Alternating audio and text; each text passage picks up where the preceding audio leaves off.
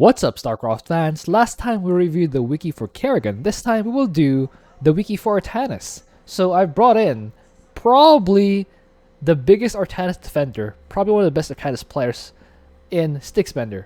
So Sticksbender, how are you today? Doing good.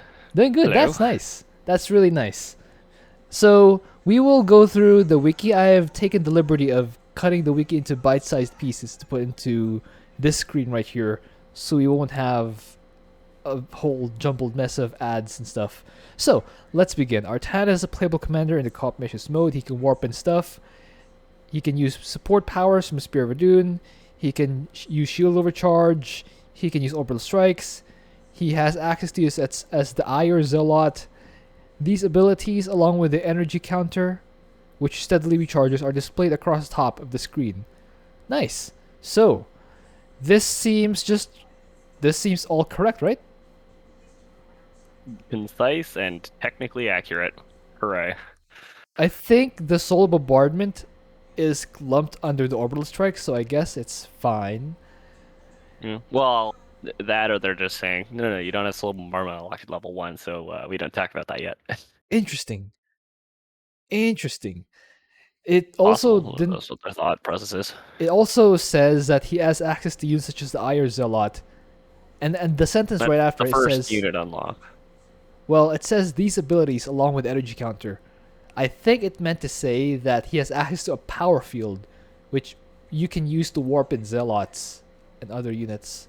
Because so far, everything in the prior sentence and the sentence afterward are talking about his top bar.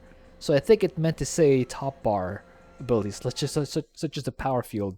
Maybe I'm wrong. Maybe it just needs a little bit of clarification, but that's what I read.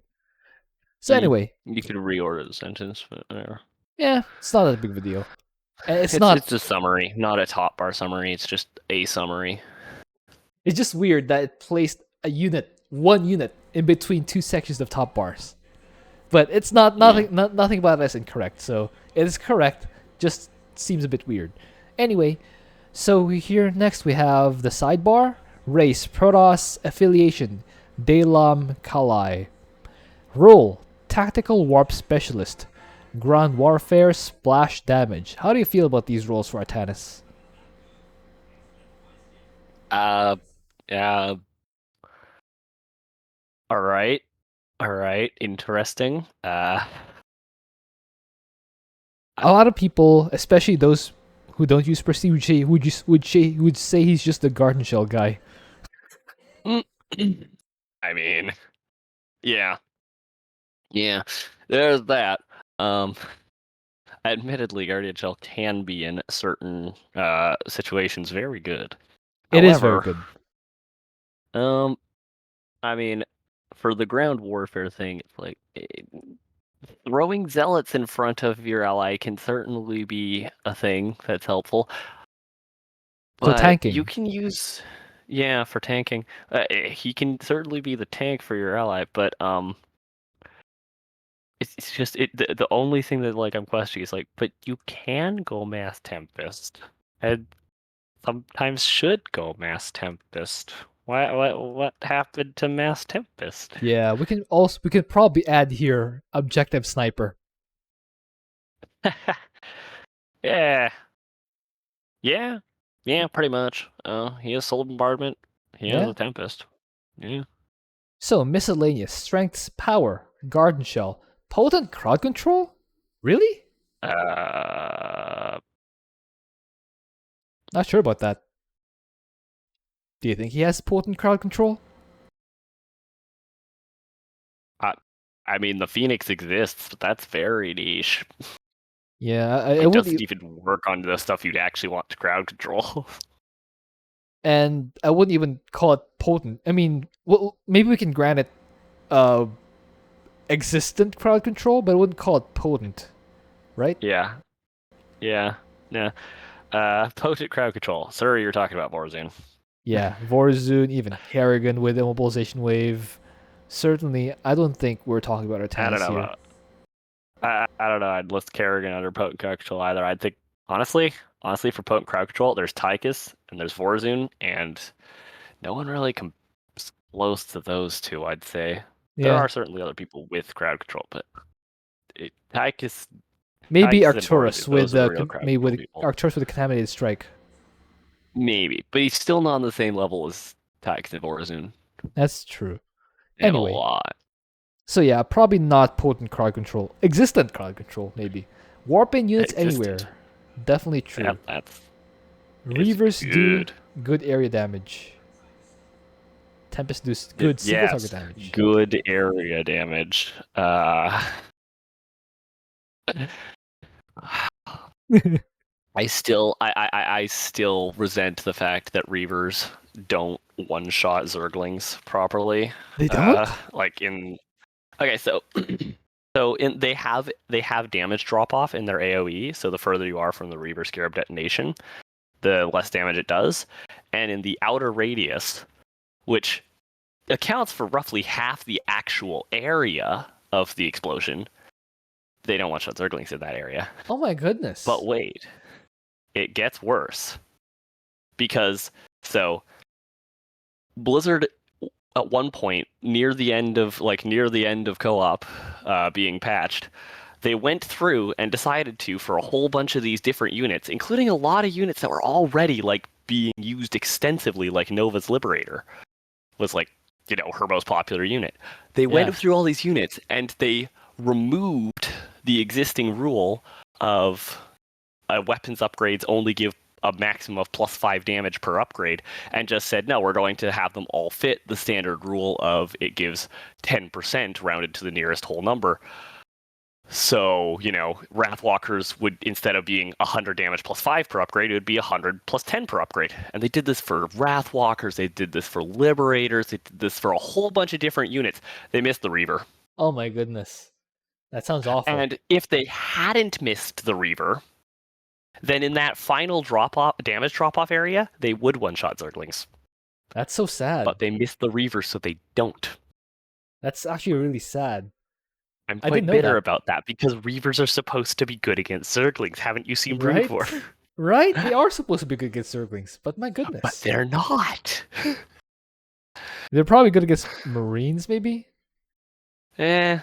Honestly, the biggest strength of the Reaver is blowing up, like, relatively slow-moving, chonky stuff like Terran Mech, Roach Hydra.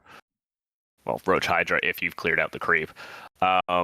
Infested, they're weird against, because on one hand, they're really good at killing Infested. On the other hand, two problems with that. One, the Infested don't like to come in an attack wave. They like to come in a trickle, which isn't very good for the whole ammo thing of Reavers. Yes. That causes problems for Reavers with their ammo. And two, the majority of the threat on the Infested maps isn't the angry mob of zombies. It's the aberrations, and in the case of minor evacuation, the Banshees. It's not even the Banelings. Not even it's the aberrations.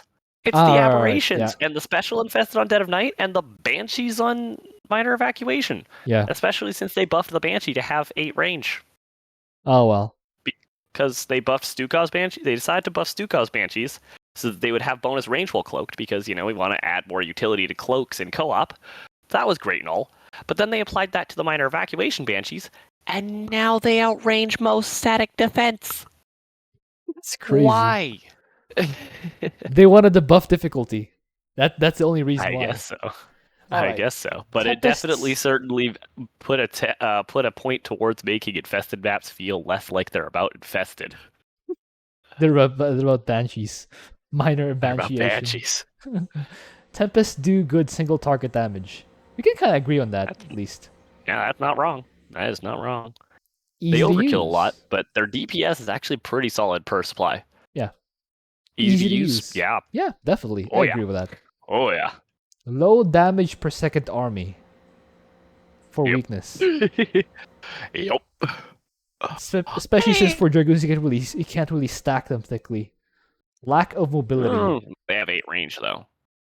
Lack of mobility. Let's see. Lack of mobility, not entirely true. I wouldn't entirely agree with that, but like it is weird because like you have some very slow units and you don't have any kind of global teleport, but you also do have the power field to just summon dudes, and it could always be worse. You could always be Raynor. Oh well. Your army is still faster than medics. Oh boy. Oh my goodness. Like you could always be Han and Horner's galleons. You know, it's You can almost be his overlords. his mobility is his mobility.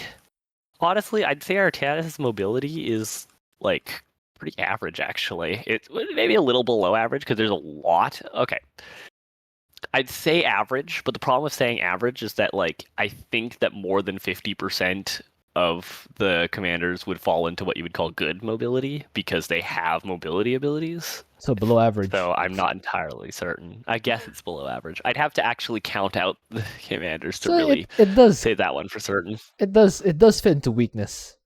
Most ground It does fit units into weakness. are fairly bulky and can impede allies. Yes. Weaker cooldowns. What? Yeah. Weaker cooldowns. Weaker cooldowns. No. No. Nope. That's a nope. Shield I overcharge. mean, okay. So probably that was talking about. I'm gonna guess this is really old and it's seen only minor updates. That's it, like just pure factual stuff over the course of history. Kind Orbital of. strike used to cost 50 energy. Yes. It was not very good. Shield overcharge used to have a 5-minute cooldown instead of a 3-minute cooldown. Was it 5 or kinda sucked 4? too. Or 3? I think it was a 3-minute cooldown. I think it was 5. It's 3 now. The 5 is solar bombardment. No. I'm pretty sure Shield Overcharge had the same cooldown as Had the Solar same Bombardment cooldown. originally. Oh my goodness. And they buffed it to be 3 just like it was in the campaign. I'm pretty sure. Alright. So, yeah. Why did they have it longer than the campaign in the first place? I don't know. Why do you need to reach level 13 on Artanis before it increases the shield amount to match what it is in campaign? I don't know. Pretty sad. Artanis getting trolled. But, yeah, like, Orbital Strike at 50 energy was still useful, but it was definitely not a particularly strong cooldown. No, it's not. It used to be he was to an extent just solar bombardment guy when it came to his top bar. Now he actually has something to go with that. Yeah. But he still has solar bombardment. Solar bombardment is still arguably one of the top bar cooldowns in the entire game. One of the best. There's nuclear Argument for top annihilation. three, I'd say. I would say Purifier Beam is almost better than... So here's the thing. So nuclear annihilation is a lot like solar bombardment. Both of them are a very thorough deep cleaning. Of course, nuclear annihilation is a bit of a wider area. But the thing is, nuclear annihilation requires you to get energy. And so you're generally not going to be casting your first one by 5 minutes. And then it has the same cooldown, like similar functionality to solar bombardment. But you need to get your mandate set up before you can use it. And then you need to keep your mandate set up to be able to keep using it. Whereas Artanis gets to just drop his first solar bombardment with no questions asked at 5 minutes. Which is really good. Yes, it's good, but later on, I don't think energy becomes a problem for Arcturus, especially when you have just blimp sieged over the army. Eventually you reach a point where energy is not a problem for Arcturus, but I would argue that the just earlier access to solar bombardment, and in terms of the actual functional power level, they're pretty close. Nuclear annihilation has a bit of an edge. Yeah. But not that much. Solar bombardment is pretty thorough. But can we agree that cooldowns... I'm thinking of other commanders. Raynor has the Hyperion Banshees. Kerrigan doesn't have cooldowns. She has abilities, but not cooldowns.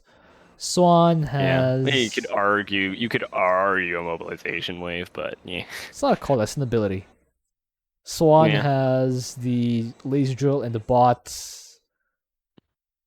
He has pulse cannon. Pulse cannon doesn't do nearly as much as neither of those are going to come close. Neither of those are going to, threaten the life of big hybrid. Some of those can clear out, for example, Chain of Ascension really nicely. Yes, you can definitely chunk away at Chain of Ascension. You can't just purge the hybrid from orbit, though, when they spawn. Vorazun definitely has a better top bar. Time stop so good. Time Stop Black is Hole is very so good. good. I'd say that before P3 came out, Time Stop was not quite as good as Solar Bombardment still, though. The ability to just outright vaporize a map objective versus cheesing a map objective. Yeah, I mean, not having to send your army and just being able to vaporize it. You don't even need to have an army to send in, and you could just vaporize it. That's true. That's true. That really puts Artanis in the objective sniping role really nicely. Yes. He's very good at objective Zagara. sniping.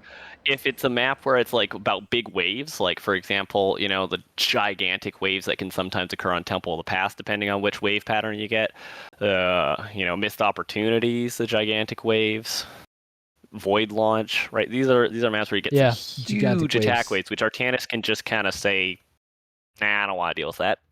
At least it just run out of the area where it's being cast. For example, void launch. They just move out of the way. Well, in Void Launch, well, in all those maps actually, they go through. Yeah. They spawn and then they immediately funnel down a nice little ramp. So you put that on the ramp, not the Yes. spawn point, and then you Well, kind you could put it of on the spawn point, yeah, you can but kind of just you can do it on the ramp as you can well. just have Udis there to kind of keep them in there. You can. You hardly even need it. What you want to do, what you want to do with It's quite Soul a big Bombardment hybrid. actually, is you want to place it just in front, and of the wave, because for the first like split second, like it ramps up the fire rate, Yes. and then it spreads out. Yes. And once it spreads out, then your DPS tapers off. So it's like you get this weird like this weird kind of like, it's not a bell curve, like Poisson distribution instead. So your damage like goes up and then tapers off, but it's like 10% of the way into the duration is where you get like your peak damage output with Soul Bombardment. So you want to put it like right in front of the wave, so the wave walks into it and gets melted. Yes. All right. So I'm just going through the commanders. Zagara, his abilities. Carax. I would say Carax is better to cooldowns. I don't think Purifier Beam is better than Solar Bombardment. When he has Orbital Strike, he has With Solar P3, there's Lance. an argument on the cooldown. He has Chrono. I think Carax has superior top bars. Abathur, not really. Well, no, I wasn't saying superior top bar overall. Obviously, Carax overall has a superior top bar. I was just saying that the individual No, ability. we're talking the bullet point here. Weaker cooldowns. That's what we're talking about. Alarak, not really. Even with the mothership. Nova, not really. Although you can use the airstrike route, but it costs money. Defense Joe's pretty good though, but probably not as good as Shield Overcharge. Good. You have back when Defense Drone could shield objectives. Those were the days. Stukov, Alexander Apocalypse, pretty good. Stukov, I'd argue, had the stronger overall top bar. We have Dahaka. Top bar. Dahaka is pretty strong in his own right. He has pack eaters. Yeah. Horner, I guess. No, they're top bars. They're top bars. I mean, sucks. the airstrikes are top bar, so that'll work. They're Tychus, not. They don't even shoot up. Tychus, not really. Zeratul, Stetboy, Arcturus. Yeah. In terms of cooldowns, the Artanis is not that bad considering a lot He's of pretty solid. Pretty solid. He's pretty good, especially now that P3 exists. Yes. All right, let's move on. Page 3. Overview. Artanis uses classic Protoss as the main components of his army. While his army are fairly fragile, his Spear of Adun abilities compensate by providing him with abilities that increase his survivability. Artanis is commander with simple mechanics, but a player will have to be attentive so as to keep his army alive. With adequate understanding of enemy comps, a player can use Artanis' army to control the entire attack waves or weaken them using Spear of Adun. So what do you think? Again, this is technically correct. Yeah. All right, let's move on. Strategies. Artanis' abilities overall contribute to a focus on exploiting warping in, variably increasing the frequency and quantity of units he can warp in. As part of this, he can exploit power fields to establish forward positions and empower his troops. I guess he does exploit warping in as one of his strategies. Yep. Mastery Proxy strategies. pylons are good. Mastery strategies. So the recommendation here is power set 1, Garden Shell, Life, and Shield Restoration. Full points on the passive ability that grants plus 30% health increased and heals all units in both the players and their allies' armies. Garden Shell acts as a pseudo heal for Artanis, which his army is severely lacking. Without this mastery, units can potentially die immediately after Garden Shell wears off. I think the Shield Overcharge mastery is better, right? So here's the thing. This is a case of it definitely being outdated because notice it's saying it's 1% per level up to 30%. That's not true anymore. It's 0.5% per level up to 30%, but you get 15% baseline built into Guardian Shell. All right, so it's back when you got nothing. This mastery was the correct choice. Also, because back then Shield Overcharge mastery gave less increase, and Shield Overcharge had a longer cooldown, as I said. So back then, yeah, you'd go for this, obviously. Nowadays, this one, there's been baseline buffs, which have effectively been nerfs to the mastery, and the alternative mastery has been buffed. Like crazy. So it's no longer the better option.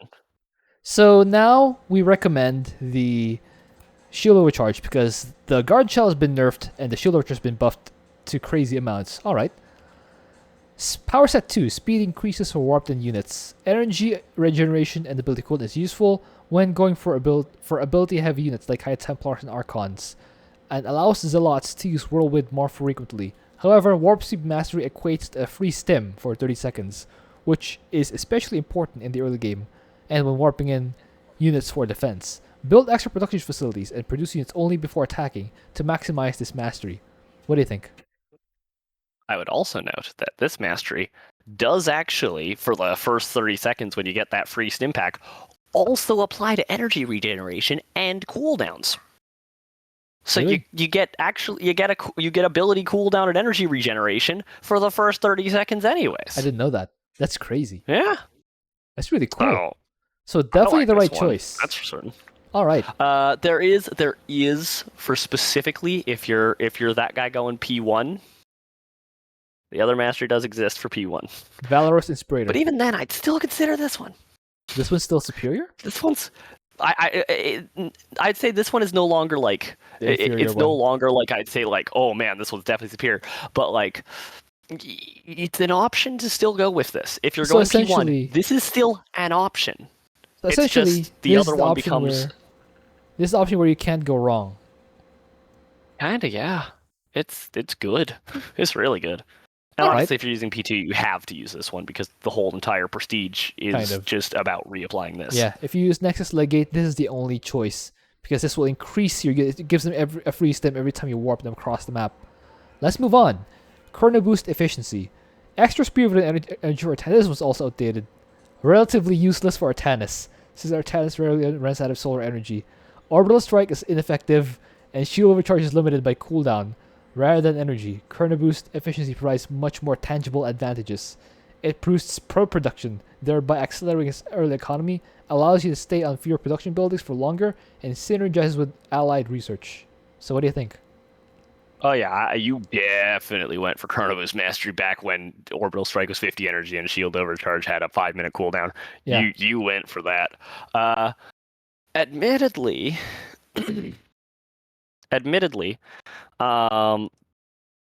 there was an argument to go for a mixture, getting just enough starting energy to help you fast expand, but honestly, I fiddled around with that versus using just Zealot Expand, and Zealot Expand with full Chrono Mastery was better, honestly. Before the prestigious. Before the prestiges, like it was when they buffed Artanis during the great wave of commander reworks where they buffed all the commanders 3 at a time. Yeah. That's when they changed. That's when this changed. Yeah. Nice. It used to be Chrono Boost. It is not anymore, honestly. Now You it's still can go Chrono Boost, just not with P3, but you still definitely can go not Chrono P3. Boost, and especially with P1, I will actually still do it, just because. Oh boy, you can get your Templar online so much faster. You have to go through like 5 minutes of upgrades before you can use your High Oh Templar. yeah. Oh yeah, that was painful. 5 minutes of Yeah, this is upgrades. really helpful if you're going High Templar. All right. So, and it's still a viable option. It's still a viable option. Just be careful about, your energy early on because you have a little bit less just spamming orbital strike and shield overcharge to carry the early objectives, and you really have to like rush out those Templar and depend on them. Yes. All right, let's move on. Prestigious.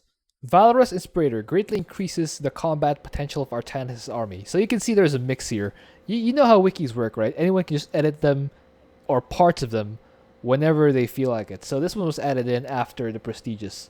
So Valorous Inspirator Yeah. greatly increases the combat potential of Artanis' army, improving their abilities to let them more easily engage. However, Artie will have a smaller army because they're more expensive, and this can hurt him in the early game before he can research abilities.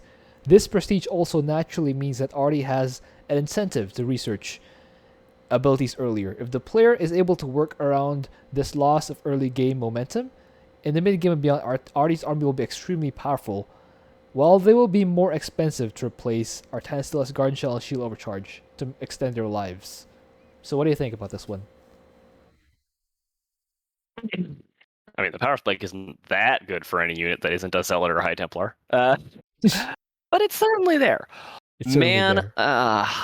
so I don't know if people know about this, but when Prestige first came out, uh, the bonus this gives to Phoenixes is having the cooldown of their Graviton Beam, and frankly, that's not particularly useful because with Phoenixes, what you want to do is have a critical mass of them to lift the entire wave at once, not be able to lift another set sooner because you're not fighting another wave sooner. You need to just beat this wave by stunning the whole wave. But that's besides the point. It gives half the cooldown, but it used to stack additively with the mastery that reduces its cooldown instead of multiplicatively. So you could get down to 95% reduced cooldown on Graviton Beam, Oh, that's insane. which meant it was a 1.5 second cooldown. Oh, that's insane. Mass Phoenix was kind of funny then. Oh wow. So there was certainly something. There was certainly something to be said there about Mass Phoenix being pretty powerful with this prestige back then, with the minor problem of you still can't lift massive units. But Yeah. if it wasn't against like Thors or Archons, oh boy, yeah, you could do some stuff with Mass Phoenix. Now that they made it multiplicative, it no longer gets that low, and since then, man, I wish it just made it so it was double targets instead of reducing the cooldown, so that it would be targets, and if you got double Graviton, it would be 4 targets per Phoenix. I would actually like that better. That would be so much better. And I increase their really wish damage. they had done that. Increase their I damage against really wish they had Graviton done that. units. That'll probably make it better for Phoenixes. But That anyway. would be an interesting idea, but yeah.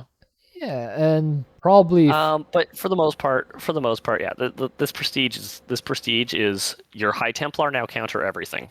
So The it's prestige. the High Templar prestige. Yeah, it's the High Templar Yes. prestige. So it makes Psy Storm DPS get onto like comparable with Ascendant Psy Orb DPS on a fully stacked Ascendant. Like it's yeah. So how would we want to reword this description of Valorous Inspirator? Probably something like Valorous Inspirator greatly increases the effectiveness of Artanis' High Templar, so that they can counter even heavy mechanical units.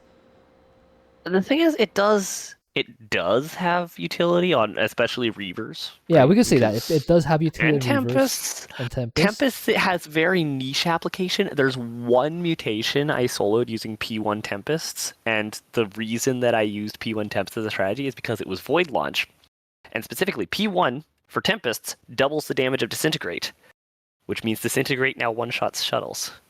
Oh, that's funky. That was useful. That was That funky. was very useful. So the entire strategy was to abuse that to say, all right, I cast Disintegrate on each shuttle, and I leave. I That's didn't probably have to fight the enemies out in the field. that's probably great. extremely useful for COVID mutations, or Fatal Attraction, Yeah. or Oh yeah. yeah. Oh yeah. Yeah, it was super useful. And it was one where it was heavy environmental mutators, so I was just like, okay, just click on the shuttles. Then leave. And then back home, I could use Zealot High Templar.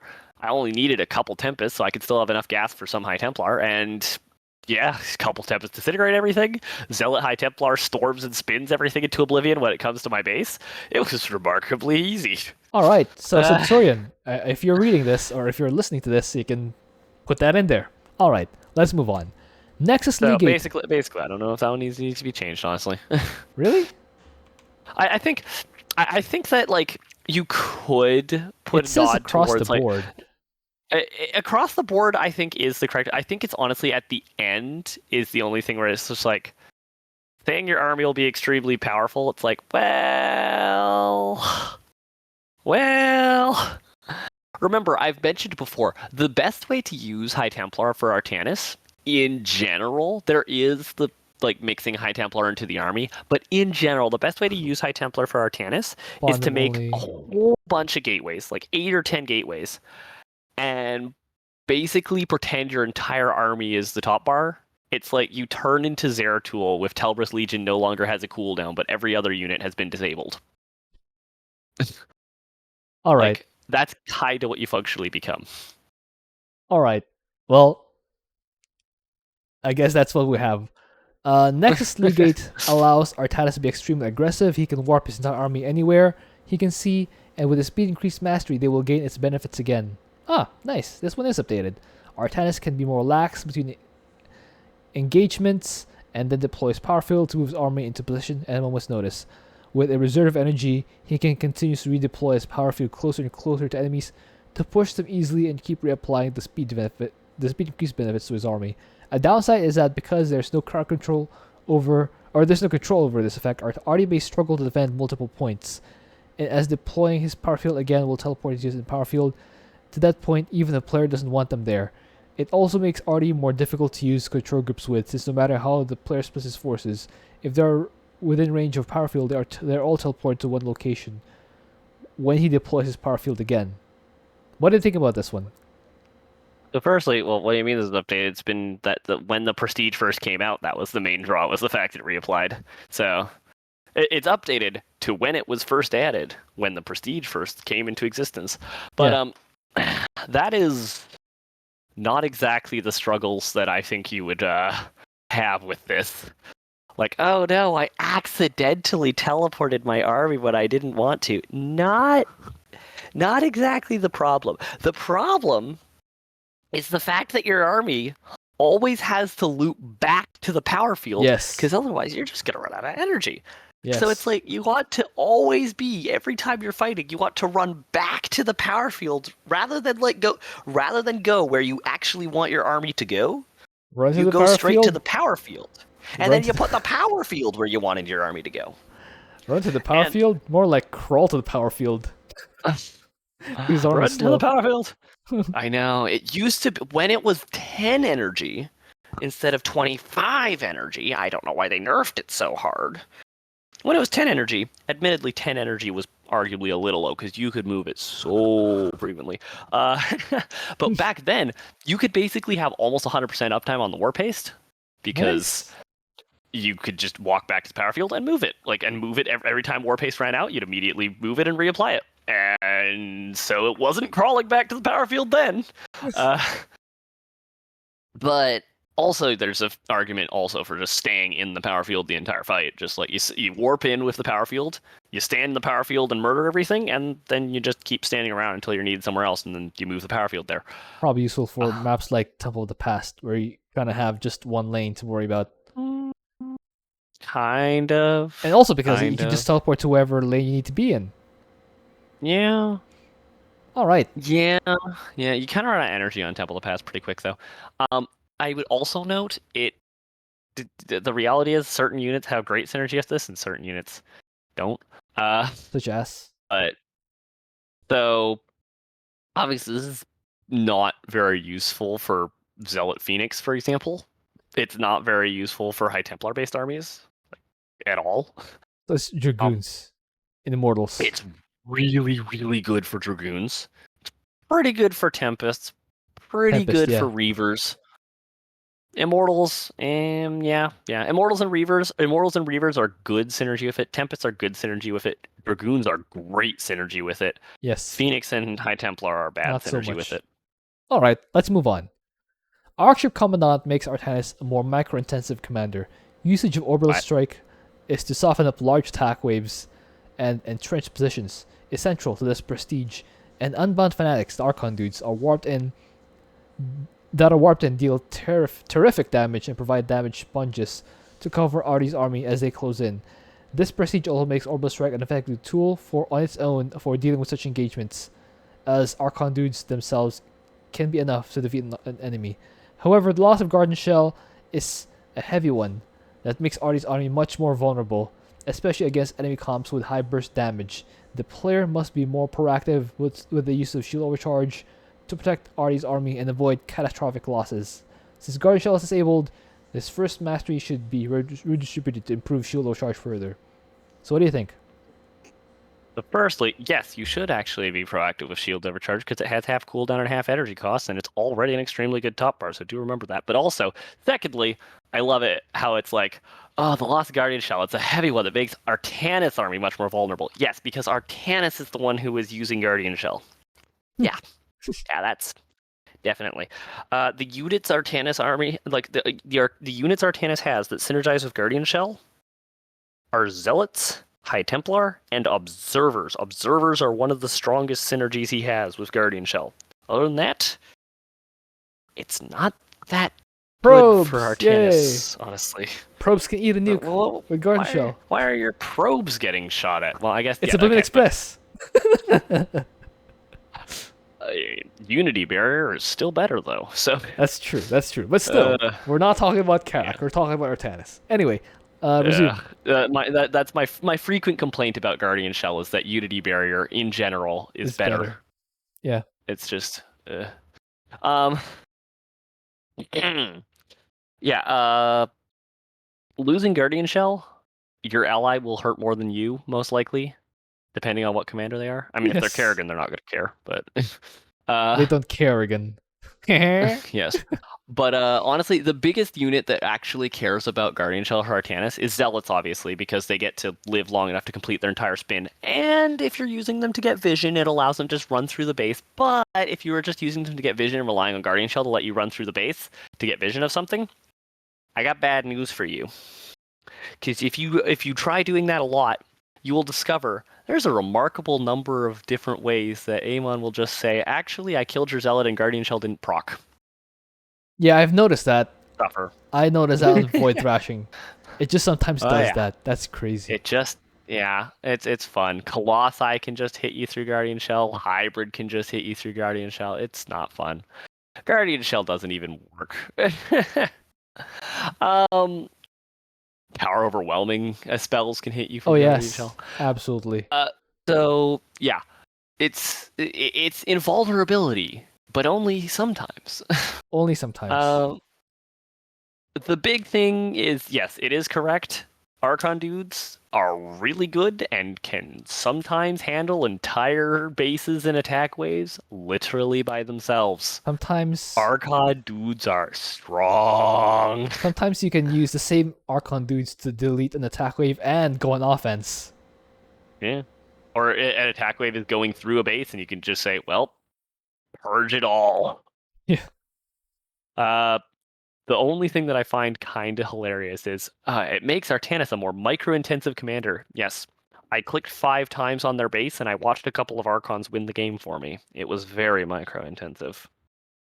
You also have to use. I think it says that because your army no longer has Garden Shell, so you have to actually making Guardian Shell useful was more micro-intensive than making Shield Overcharge useful. I'm just trying to rationalize, yes. Yeah, trying to see where they're coming from. They're saying that you can't just stand your army in the middle of the map anymore when there's going nuclear, because they will get. I mean, okay, but you can't do that anyways. Yes, that's getting true. Everything down to 1 HP is bad. It's bad either way. That, honestly, I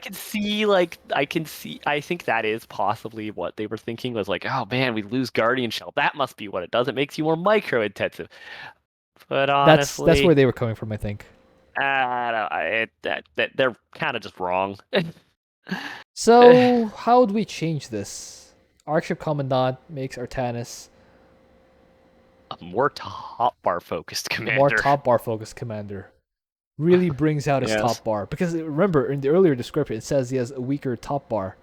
So now, Yes, which already wasn't exactly true. He kind of has an above average top bar, but yeah, that's besides the point. so now we can see that he is, or Archship Commandant will accentuate the strength of his top bar. Yes. Yeah, Now he has so a good top bar. yeah, Like a there we really go. good top bar. There we go. All right. Anything else? Um, we should be honest here. Guardian Shell, not that huge a loss for Artanis unless you're specifically going for High Templar armies, because the fact that you could just get both storms off and then merge into an Archon all in the duration of Guardian Shell is really nice for using High Templar. It makes them much easier to use. Yes. However, for the most part, the loss of Guardian Shell Hurts really sucks for your Zagara. ally, depending on what Hurts commander they are. Raynor. Doesn't hurt that much for you, but it can hurt for your ally. Like Hurts for there are a Highland Horner. lot of allies who could. Yeah, hurts Phoenix, for maybe Phoenix early loves game. Guardian Shell. Oh yeah, maybe hurts for Abatha in the early Carax, game. Carax likes it a lot. Uh, Carax really likes Guardian Shell, honestly. Yeah, yeah. Uh, because stacking it together, what happens is you stack With it together Unity with Unity Barrier, Barrier, and if you're going Cannon Carax, well, now your probe just is the Undying Probe, the so you can get Undying your Probe. cannons down super easily. Nice. Especially once Guardian Shell procs on it, you get 5 seconds to just start spitting out cannons from invulnerability. Or you And know, then the cannons draw the aggro, so now the probe gets to live. It's like really great. Observers love Guardian Shell, as I mentioned, and Carax has observers. And then if you are going Army Carax, well, they're already super tanky. You already have and they have Repair double Beam. life. Repair Beam plus Guardian Shell synergy. Right, Does you it- got double light. You have Unity Barrier and Guardian Shell and Repair Beam. They'll Do you never die. know how unkillable Carax units are? Well, It's kind of funny. almost as unkillable as Stetboy Zerglings. There we go. I don't know. I'd argue that Carax Zealots with Artanis plus Carax, if you have Guardian Shell, Repair Beam, all that like going on for Carax, those Zealots are more unkillable than Stetlings. Actually, like they get so tanky. All right, all right. That is crazy. Let's move on. Let's move on. So here are more strategy tidbits. A bold plan. Artie is very effective at prolonged sustained aggression. His ability to warp in his units combined with his his power field ability, let him quickly reinforce army, and his superior warp gates talent alleviates building too many unnecessary production facilities.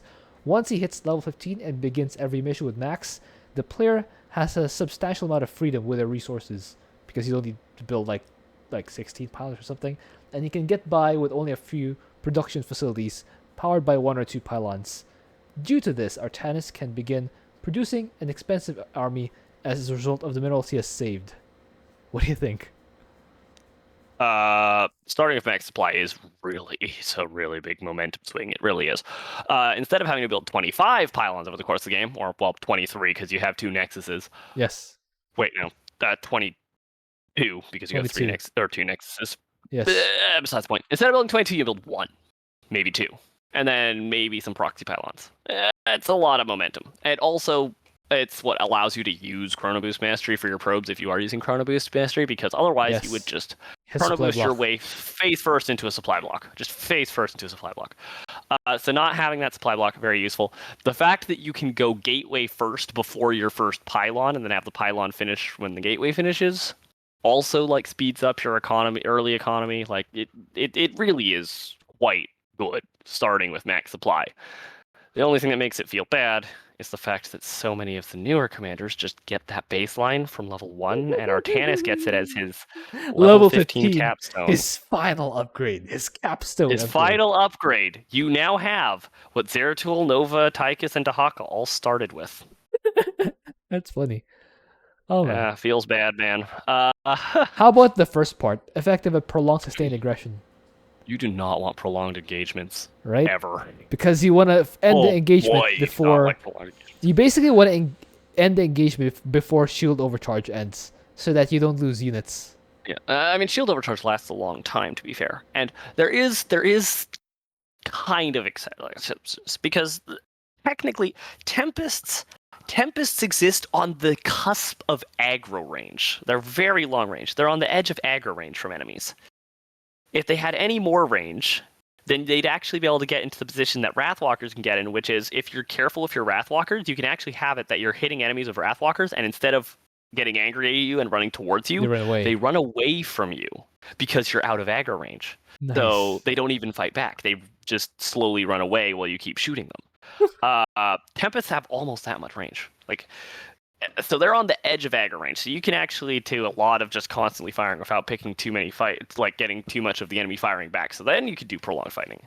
And Dragoons, ever since they made them not suck, including making it so they get shield regeneration in combat upgrade, plus that upgrade also increases the rate of shield regeneration, Dragoons are okay for constant fighting as long as it's constant easy fighting. Yeah, you want to, instead of charging headfirst up the ramp, you can kind of peel a few off, always fighting, but peel a few off here and there, just chip away. And again, Dragoons are long range, so. Yeah, just chip away at them, poke them, make them angry, then retreat, let them come at you, destroy them with like 50 Dragoons that move back in, poke a few more, then rinse and repeat.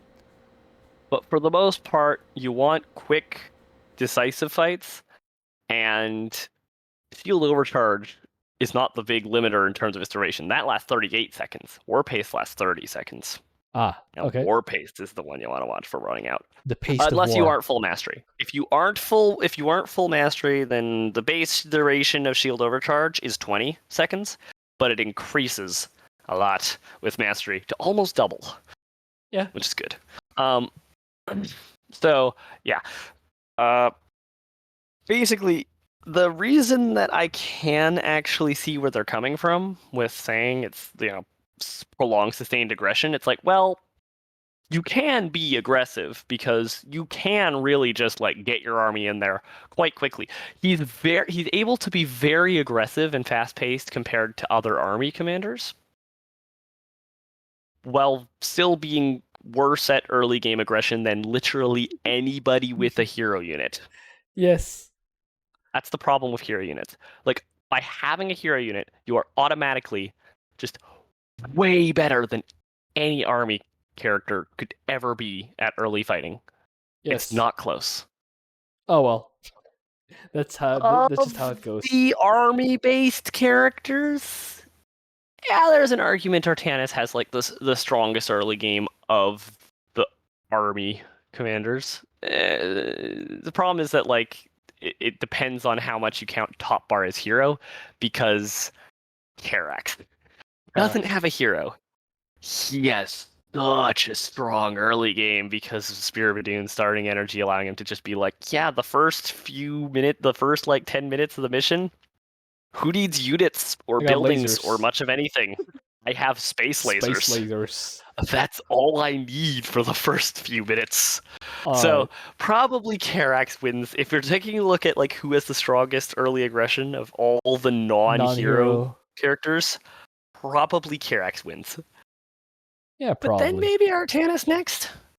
He's better than I'd say he's better than Mengsk, which is funny considering that Mengsk's selling point was supposed to be, oh yeah, he's got a strong early game. He could be really aggressive early on. It's yes, the bunker is a very good structure. Bunkers are extremely strong. He has no stim marines. That's true. They're marines. Without stim, without medevacs. The marine is famously terrible early on. Because in order for marines to function, the upfront gas cost to turn marines on, you need stim, you need combat shields, you realistically kind of need +1 weapons, you need medevacs, and then your marines actually do something. Whereas Reapers, the entire purpose of the Reaper as a unit in StarCraft 2 has been basically, since Heart of the Swarm, the reason to have a Reaper is it's a marine with everything built in. All the support that a marine needs, built in a cheaped down version of it. Don't have stim, that's okay. You have a much higher base move speed and you have, I think slightly better base DPS. Don't have combat shields? That's okay. The Reaper actually has more base health than a Marine. It has the health of a combat shield Marine. Don't have a medevac to heal your Reapers? That's okay. They heal themselves out of combat. Don't have a medevac to lift Reapers to do drops? That's okay. They have a jetpack. They just shove all the things that Marines need. They're like, don't worry, I have an improvised version of it. Okay, Built let's in. let's not go off on tangent for almost an hour. Let's move on. We stand united. Artanis has a varied unit composition and can use whatever tech path the player wants efficiently. Universally, the player should always have a large force of zealots due to high gas costs of his tech units.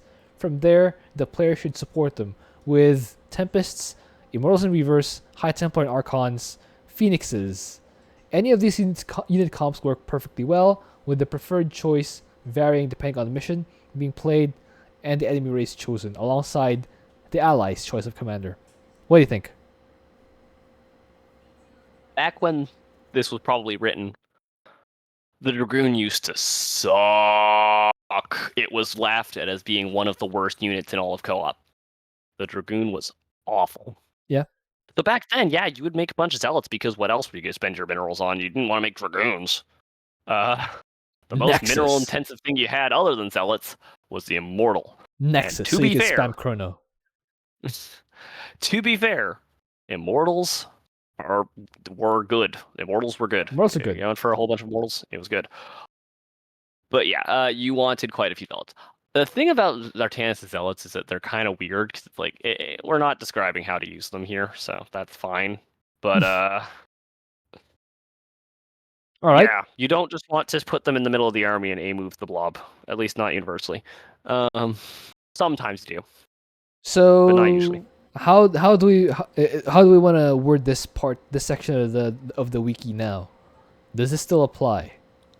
The Dragoon now exists, so your best and most well-rounded army is just we make a whole bunch of Dragoons. Yeah, this section is probably going to have to change to slam our forehead into the problem. Yes, we make a ton of Dragoons and we bash our forehead into the problem. Just cross out we stand united, and well, maybe not cross out we stand united. We have just returned. Add we stand united behind Dragoons. No. What? Cross out we stand united. We have returned. We have returned. There we go. That's probably better. Artanis has Dragoons and can use Dragoons the player wants efficiently. Universally, the player should always have a large force of Dragoons. From there, the player should support them with more Dragoons or whatever. Yeah, let's change that. That stuff. Yeah. Zealot Tempest is still good, admittedly, and Zealot High Templar is still good. Yes. But Dragoon. But Dragoon. Like, you can just go Dragoon in every situation, and okay. The only thing that you can go wrong with just making Dragoons in every situation is if they have Zerglings. You'll probably want to get a couple of Zealots to stand in front of the Dragoons. Yes, absolutely. But it's a couple Zealots to support the Dragoons. Yes. So yeah, just pretty much all the Dragoons. Just if you never learned to use anything but Mass Dragoon on Artanis, you're doing okay. Nice. Let's move on. They will meet justice. With Artie's calldowns, shield overcharge is universally effective when going on offense. Solo bombardment is excellent for crushing enemy forces. Coming through a choke point, hey, that's what you mentioned. Also good for Oblivion Express and Void Launch to destroy trains and shuttles. Destroy trains and shuttles? What? Solar? Those are map objectives. Okay. I mean, they're on the list. They are on the list. You can annihilate. Well, here's the thing. In Void Launch, a lot of the biggest, scariest waves on Void Launch, they, at a certain point, will cross paths with the shuttles.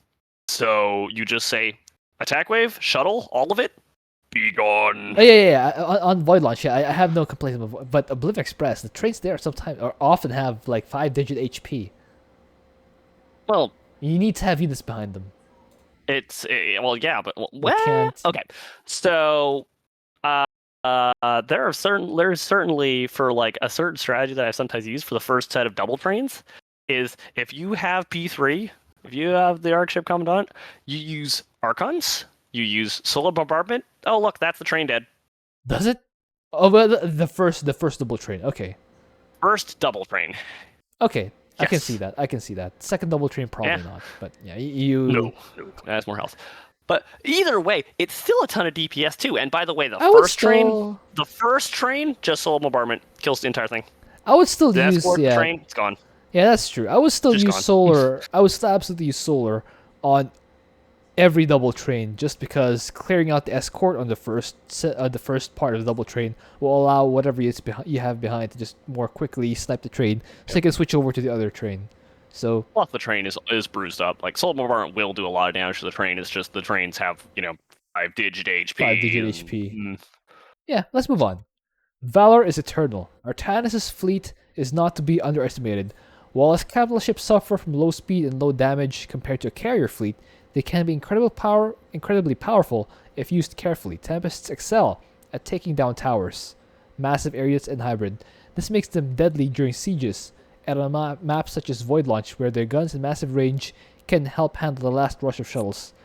Disintegrate, while less useful on some maps than in the campaign, can still be used successfully for weakening enemy forces or supplementing Tempest's low damage output. So what do you think about this? Did you know the Tempest has more DPS than a carrier? Now I do. If you use Disintegrate, I imagine. The advantage of carrier. No! The base attack auto attacks of Tempest. Interesting. Yeah, for Artanis Tempest, the base auto attack, his Tempests have more DPS than a carrier. They just overkill. They overkill so much, yeah. The carrier is hit scan, so there's that. There's that. The carrier does have armor problems, but the thing with armor problems in co-op is that hybrid don't get armor upgrades and map objectives don't get armor upgrades. So guess what dies really fast to carriers? So map objectives and hybrid, which is ironically what Tempests are good at killing.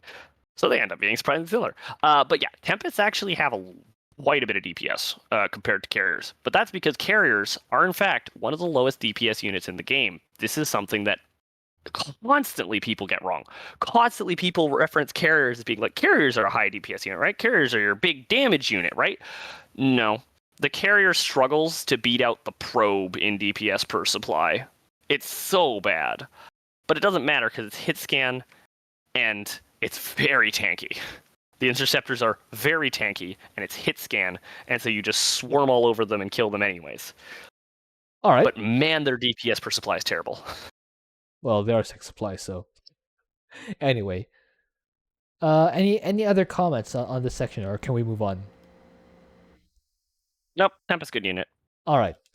The Wrath of the Templar. Artanis excels at area damage. His Zealots, Reavers, Archons, High Templar via their Psionic Storm, Orbital Strike, and Solar Bombardment are all capable of inflicting area damage.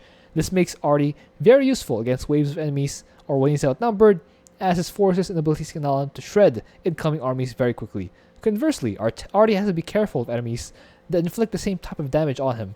His reliance on Zealots leaves him wide open to enemy storms and splash damage attacks. So what do you think?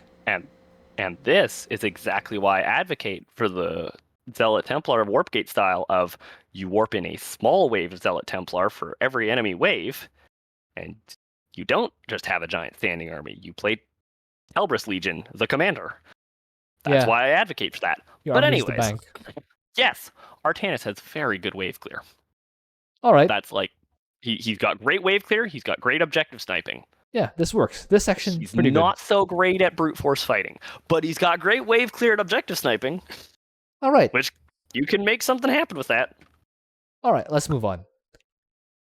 Triumph through sacrifice. So this is a huge section that just cut up into paragraphs. So that's readable. So as the game continues, Artie can lag compared to his fellow commanders in terms of raw strength.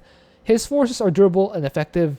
His lack of single overwhelmingly powerful unit like Alarak's Ascendants or Swan's Thors, combined with the slow speed of Reavers and Mortals, leaves Artie somewhat behind in the endgame. Often Artie's endgame can become locked into a prolonged engagement or be left performing a slow march across the battlefield. Artie can make up for this weakness through consistent offense and high usage of abilities. Due to the ability to warp in units wherever he can have a power field, Artie can become a very useful support in addition to fielding offense. Due to his own force suffering losses, as it inevitably will through the natural flow of the game, Zealots and Dragoons can be warped in to help an ally's push, defend the base, or slow down an enemy's advance via a sacrificial stand. Furthermore, his cooldowns, while somewhat weaker than other commanders, can help his ally push. See, it's kind of leading into our already weak top bar guy. So if furthermore, his cooldowns, while somewhat weaker than other commanders, can help his ally push or soften up enemy attack waves. Effectively, the player can use Artie's strengths and his main weakness, his need to constantly reinforce, to keep Artie useful and powerful commander until the end game. That was several mouthfuls. What do you think? The biggest incorrect thing here is calling Swan's Thords a good unit. Right? Poor Swan. Swan doesn't have any good units. He has good buildings. Okay, no, he has the Wraith. It's true. Wraiths. But his Wraith is the only good unit he has. Goliath situationally. Like, his units are kind of just terrible. To be fair, he has a lot of Wraiths. Oh, he has a lot of Wraiths. He has a lot of Wraiths. And the other thing is, yeah, saying the Artanis top bar is weak. It's like, well, what's with that? Bro, you have Solar Bombardment. All right, I think we went over this. We've already, well, they haven't had a chance to respond, so, let's leave it at that. Let's just say, hey, I'll correct this part also. There we go. All right, so overall thoughts on this section, aside from, griping about Swan's Thors being shown as good units and the top bar thing. Yeah, no, it's true. Yeah, he drops off. Yeah. So probably he just drops minor off edits. really hard, but he can help. He can help with like just shoving zealots in front of the problem and saying, "I'm helping." Yeah, probably swap out things like Arak Ascendants, put in stuff like, I don't know, Dahaka's units or Zeratil's units or heroes and stuff. Yeah, you can do that. All right, let's move on. Hold on. Carax. Oh, so now we're on synergies. Carax is a questionable teammate for Artie. Artie's mechanical force will benefit greatly from Reconstruction Beam. And can repair and carrier repair drones abilities. However, Artie's warp in uses charges. So Chrono Wave isn't particularly helpful in rebuild. What? It does speed up the chrono, I think. Artie's army is also tougher and cheaper. Artie can warp Dragoons, a unit of which Carax lacks a counterpart. Artie's Tempests beat carriers at both burst and sustained damage. Oh, there we go. We mentioned that Tempests have more damage than carriers. There we go. So, you can kind of see that different parts were written by different people. Artie's Reavers can outburst Colossus. If Carax makes use of warp gates, he can synergize well with Artie's power pylon, or pylon power. He can also use Artie's power field to set up stationary defenses without a pylon. I mean, he can also use energize, but hey, that's also true. While Carax benefits minimally from Artanis' shields, Artanis' robotic and mech units benefit greatly from Carax's repair beam, as he has no access to healing otherwise. So what do you think about this synergy with Carax? I think his synergy with the Carax is pretty okay, actually. His Carax synergy is good. Yeah. He's quite a good synergy. So, okay. Firstly, Repair Beam plus Guardian Shell, very good synergy. Now, Carax not getting value out of Guardian Shell, I mean, if you're going mass cannon, then the probe still makes good use of it, and the Observer still makes good use of it. But it's certainly not a huge thing having Guardian Shell as Carax. If you're going army, though, well, then you do love that. You love that Guardian Shell if you're going army Carax. And then the other thing is that, and like they mentioned Colossi too, right? They mentioned Colossi, and so it's like, oh, so we're building army Carax, and then we say Guardian Shell isn't useful. Oh, so we're not going army Carax. Either way, both of them have a strong top bar, and both of them have a top bar that is based around just nuke it from orbit. And as a result, Carax plus Artanis kind of gets to the point of, wait, we can just nuke the entire mission from orbit and turn this into a point-and-click adventure. Who needs units? Actually, they can so I'd say they're they're good synergy. I'd say I'd say pretty good synergy. They can also go the objectives. They can both objective snipe, so they could be pretty good for them also. All right, let's move on. Vorazun is a questionable teammate for Artie. Vorazun's black hole ability combos nicely with solar bombardment. Vorzoon's Corsairs are superior anti-air to Artie's Phoenix. Like Karak's, Vorzoon can make use of the power field. Both Vorzoon and Artie have relatively expensive armies and tech paths, leaving them vulnerable to early game assaults. Note that with help of full mastery Dark Pylons from Vorzoon, an Artie could just attempt to win the game without making a single pylon. So what do you think about this? Yes, you can win without making a single pylon. This is true. Yeah.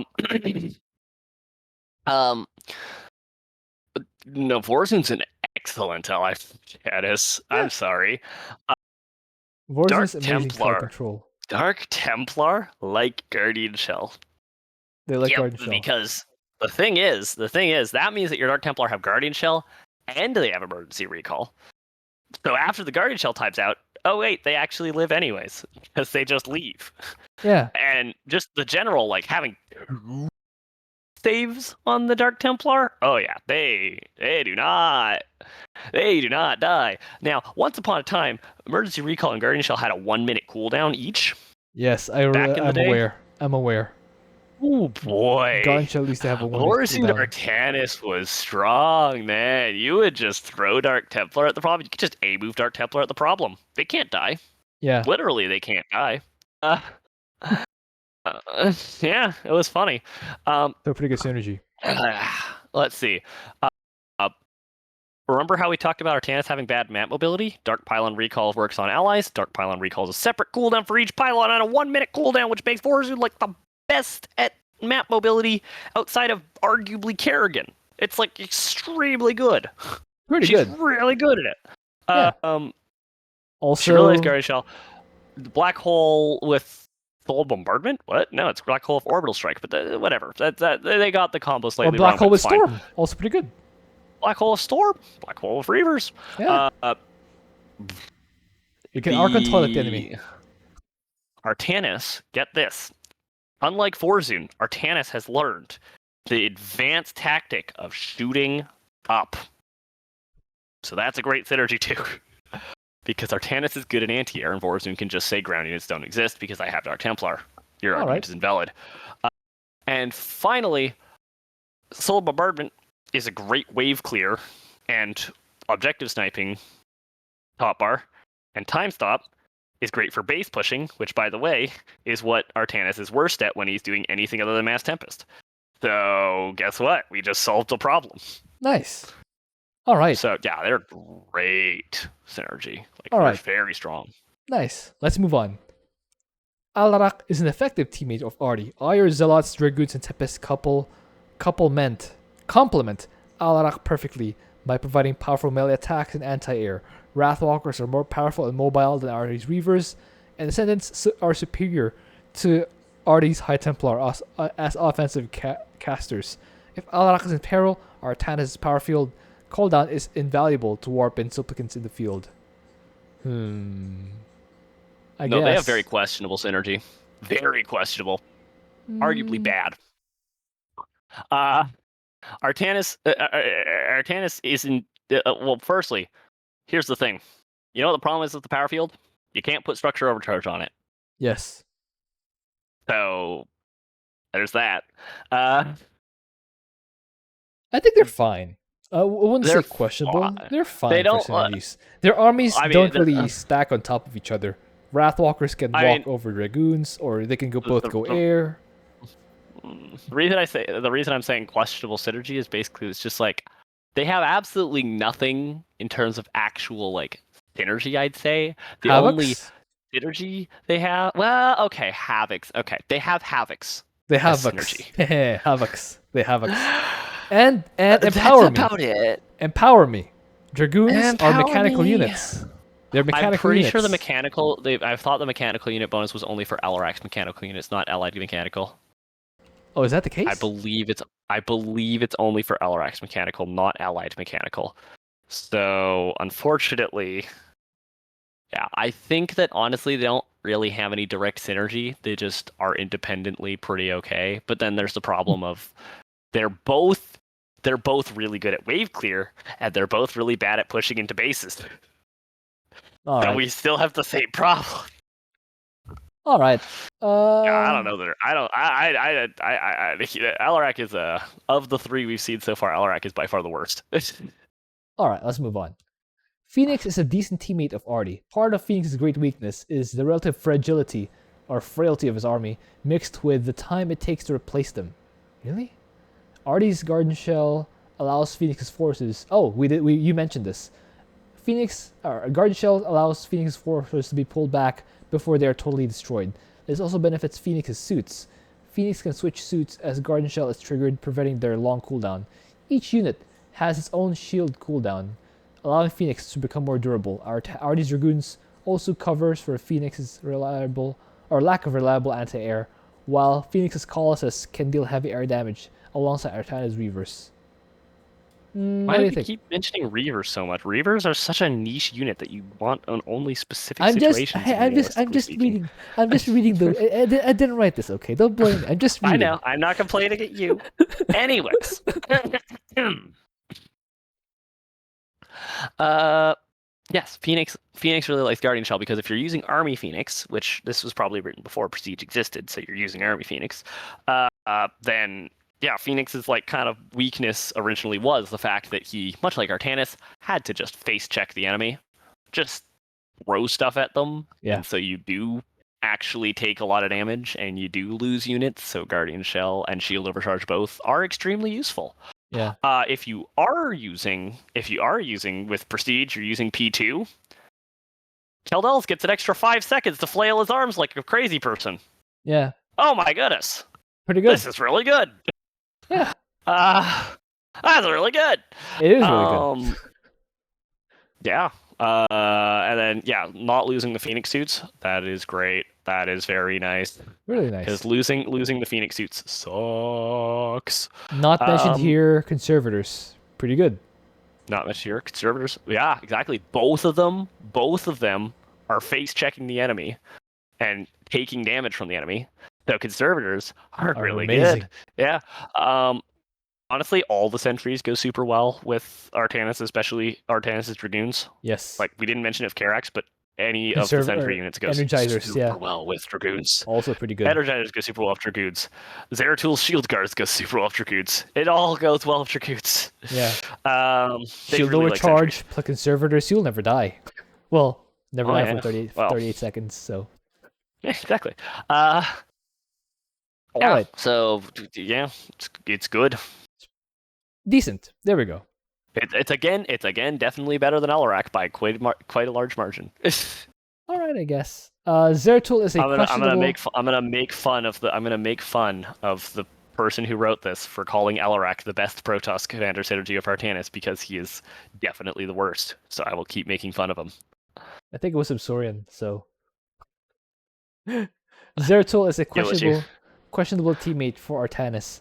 Both their armies are attack move armies, but Artie's Iron Zealots and Dragoons may fight with Zeratul's Void Templar and Xel'Naga and Bushers attack enemies. There's also an overlap in Artie's Reavers and Abrogators as ground-based burst damage units. Since Zeratul does not need power fields, the project power field offers him no utility, and Zeratul has little he can do to support Artie with his own tools. However, they do have a particularly complementary set of defensive benefits. Zeratul's army has its own defensive measures with Blink, Barrier, and Reflective Shield. When coupled with Artie's Garden Shell, Shield Overcharge, and Shield Regen from Storm, their armies can be very durable in heated battles. What do you think about this? Admittedly, Guardian Shell isn't very good for Zeratul. Admittedly. Your units don't tend to take the fatal damage all that often unless you're using Void Templar, and unless it's Void Templar, they're left at 1 hit point and then they're not very useful anymore. Especially with his Stalkers, they have their auto-cast Blink, but the auto-cast Blink only casts when they run out of shields. And if they've already had Guardian Shield triggered, then they're probably going to die to the attack that depletes their shields, so they'll never auto-blink. Yeah. They'll be dead. So pretty bad synergy with Guardian Shell on everything except Void Templar. Yeah. So your Stalkers kind of want to be kiting with their blinks, so like with their the shade attack, so not great synergy of Shield Overcharge. But Artanis probably just wants to be making Tempests in this case. But there is an argument. Yeah, Artanis and Zeratul actually do have pretty poor synergy. They're both wave clear with weak base pushing. That's kind of been a common trend across Protoss. Only Protoss with good base pushing is Phoenix and Vorazun, honestly. Kind of. And even then, Vorazun's arguably better at wave clear than base pushing, if not for time stop being so good. So,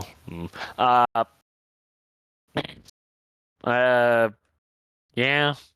This seems fair, right? At least the sentries are good for Artanis. Yeah, it has a bit of healing, and the reflective barrier also works. Yeah, all right. This is pretty okay. Yeah.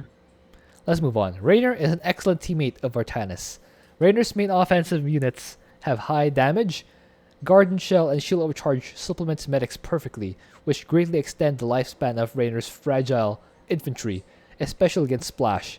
Artie's Immortals and Tempest can safely deal with the formidable hybrid behemoths, thus compensate for Raynor's general lack of durable units. Raynor's Marines provide superior anti-air over Artie's Dragoons. Raynor also has access to missile turrets, providing more formidable anti-air than cannons. Medics can extend the lifespan of Artie's army, which would otherwise end up surviving on low health after activating Garden Shell, thus being weaker for the next fight without healing. What do you think about this? So yes, we're talking about back in the days when Guardian Shell had a 1-minute cooldown and Dragoons didn't do anything. And so therefore Artanis was bad at shooting up back then. Yeah, back then the synergy was definitely a lot stronger. Nowadays, Shield Overcharge on Marines is still really Good. Yeah, still really good. Guardian Shell is also okay on Marines, but in general, because the problem with Marines is that oh look, Guardian Shell saved some of the Marines, and now they just hit the next Marine, and they wash out with Storm. It's at a 4-minute cooldown. To be fair, it's not nothing. It's not nothing. It's and good. They do get healed in that meantime, and when they end the fight during that 5-second Garden Shell, they do get healed up for the next fight, which saves Raynor a lot of money. So he can reinforce more quickly. So it's not nothing. It's not nothing. It is good. It's good. Maybe not excellent, but I think it does get overrated. Shield Overcharge, however, holy smokes! Shield Overcharge on Bio. A literal lifesaver. Oh my goodness! Literal. They can get stormed. They can get disrupted. They can get Colossus. They can get siege tank. They can get irradiated. They don't care. Like, man. what? They don't care. I'm sorry. Were those disruptors saying something? I missed that. I have white paint. I'm invincible. I know. Oh my god, this is so good. Also, Jimmy has poor wave clear and good base pushing, aside from spider mines, but those are only good wave clear if you spawn camp after doing the good base pushing, or against very specific enemy comps. And so, yeah, it's true. Artanis and Raynor still have very good synergy. Yeah. They still continue to have very good synergy. They're still best buddies. Yeah, I can't argue with that. And also, yeah, the big scary hybrid thing for Raynor, there are some big scary hybrid that do splash damage, which are annoying, which Artanis can kind of be okay against that with the whole thing of whether it's Immortals or Tempests or Dragoons, you've got some really good hybrid killing, but I think that realistically they're saying that hybrid are scarier than they are for Raynor. But that might be because I actually know what a Marauder is, unlike seemingly 90% of Raynor players. Build Marauders if you're having trouble with hybrid, dang it. Marauders are good. All right. Marauders are a good unit. Let's move on. Swan is an excellent teammate of Artie. Mechanical forces benefit greatly from Science Vessel and Nano Repair. Swan's units complement Artie's very well. With Goliaths being anti-aircraft firepower, that supplements Artie's damage, soaking anti-armor Immortals and well-balanced army. Artie is also able to deploy observers, allowing the laser drill to fire on distant targets and objectives without risking either commander's army. Gas drones allow Artie to field more higher tier units like Immortals, High Templar, Tempest, and Reavers. With Swan backing him up with Vespene supply, Artie's massed Phoenixes become effective against enemy ground forces. So what do you think? Phoenixes? What? I mean, I guess. Phoenixes continue to be very just comp dependent. Like against the right enemy comp, yes, Phoenixes can be good, but in general, no. But Yeah. Artanis likes gas, unlike Swan, who ironically doesn't like gas, but has the gas drones that aren't even that useful for him. Hell it, Guardian please. Shell. I need more guys in my life telling me that I'm not being an idiot by not spamming the gas drones early in the game. Spending 100 minerals on Yeah. gas drones. Oh my goodness. Yeah. Swan doesn't need the gas. It's only the ally who needs the gas. Right? If you're rushing gas Oh my drones in Swan, goodness. it's because you're playing support Swan. Oh my goodness. Yeah. But yeah, observer plus laser drill. It's a thing. It That is a said, thing. this is before people popularized the idea of Swan just building like 12 factories and floating menacingly towards the enemy. So this is back when people thought, oh yeah, you need help to get vision for the laser drill, rather than realizing, what if I just levitate a base worth of factories menacingly towards the enemy? Menacingly. But observers are still good. They are pretty good. Factories do work. And honestly, you should make them either way, because they tank and they distract enemies. You can land them to form a wall off against certain enemy comps. Like, factories are good. Yeah. Factory good unit. Army-wise, Dragoons If on you're the ground. making Swan's army, Wraith like Guardian Shell. Yeah, Wraiths. Goliath like Guardian Shell. Dragoons on the ground, Wraiths in the air. Pretty good synergy, I would say. They talk about Science Vessel healing Artanis' mechanical units, and it's like, ah yes, the placebo beam. Do you know what the heal rate on Science Vessels is? It's sad. It is sad heal rate. I would almost so say, slow. why bring heavy gas against like Science Vessels when SCVs repair for free? It costs 50 minerals. Repair for free and way faster. Just use an SCV, man. Just throw SCVs at Artie and keep healing him. That'd be pretty good. Yeah. Pretty good. SCVs are good. Yeah. All right. The only complaint is, again, base pushing. Well, Swan's got the laser drill, so he's not terrible at it. And objective sniping with Artanis plus Swan, oh boy, those objectives don't stand a chance. The base around them, oh, it'll be fun. We're not going to bother with it. But the objective never stood a chance. Never. Not a single chance. Anyway, let's move on. Nova has decent synergy with Artanis, as Garden Shell and Shield of Charge help a great deal in keeping Nova's expensive army alive. Nova can provide better anti-air than Artie's Dragoons, and the two can ravage bases with their abilities if Nova acts as a spotter. Nova's airlift isn't the most helpful to Artanis, since he can deploy a power field to any location he wishes. How about this one? What? Okay. So one, yeah, Nova's a really strong base pushing commander. So with Artanis as a really strong wave clear commander, this was friends, definitely BFFs. This was definitely written with a no prestige perspective for Nova. This probably hasn't thought of mass liberators. My God, before Prestige patch, guess what Nova was doing? Slightly less liberators. Slightly but fewer still liberators. It was just slightly fewer liberators. But what do you do with the extra money? Slightly more Griffin Airstrike. That was the difference. I do remember Shell, back then. Back then, Mass Goliath was the thing for Nova. Like, there was a thing with Mass Goliath and siege tanks for spider mines. Okay, so people liked Marine Goliath because there was a time when Nova's, you know how she has the health regeneration mastery that makes her units regenerate health out of combat? That used to work in combat, which the tooltip always said out of combat. Presumably it was a bug, and they called it a bug fix. But yeah, they used to regenerate health in combat, which made Nova a lot better at actually being able to trade blows using Marines and Goliaths and whatnot. When they removed that and made it only out of combat, anything not called a Liberator or a Raven just lopped off a cliff in terms of its effectiveness. And that's kind of why we just got to today, where Nova only ever uses air units, or sometimes tanks in specific situations. Because everything else, just without that without that in-combat health regen, only her air units are okay with losing that. So only her air units get used to. Super Stimpack heals Marines. Yeah, well, Super Stimpack heals Marines, sure, but it heals them at a rate slower than Jimmy's medics, which also give damage reduction. And guess what? A Jimmy Marine and a Nova Marine have similar DPS, with the Jimmy Marine slightly winning out. Make Raynor Marines. Anyways, okay. Airlift is very helpful for Artanis, by the Very way. We've helpful.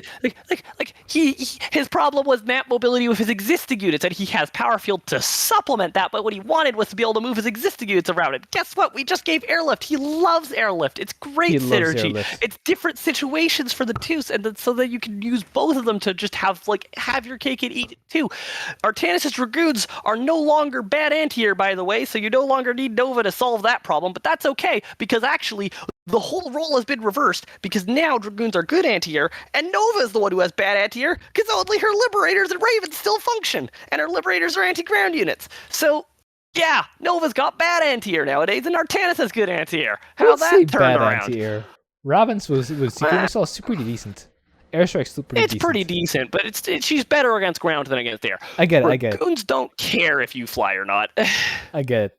Dragoons do not care. Also, Nova being a detector saves you Nova being a detector, a lot of gas and having to build Artanis a Artanis already like observers with the ability to warp in observers anywhere, plus Guardian Shell on those observers to keep them alive, plus just observers being observers. Artanis has some of the best detection in the entire game, so like there's redundancy there when it comes to detection. But hey, if you're against We Move Unseen, then you're not complaining about detection redundancy, are you? Yes.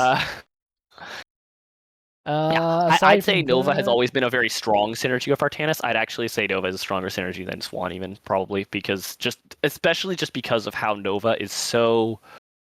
Nova's a very strong base pusher. Artanis is a very strong wave clear. Yeah, BFS and Nova's BFS armies forever. in the air. Nova's armies in the air are each on the ground, so they don't block each other out. Loves Guardian Shell. Nova loves Guardian Shell if you're actually using that. Also, she'll overcharge probably.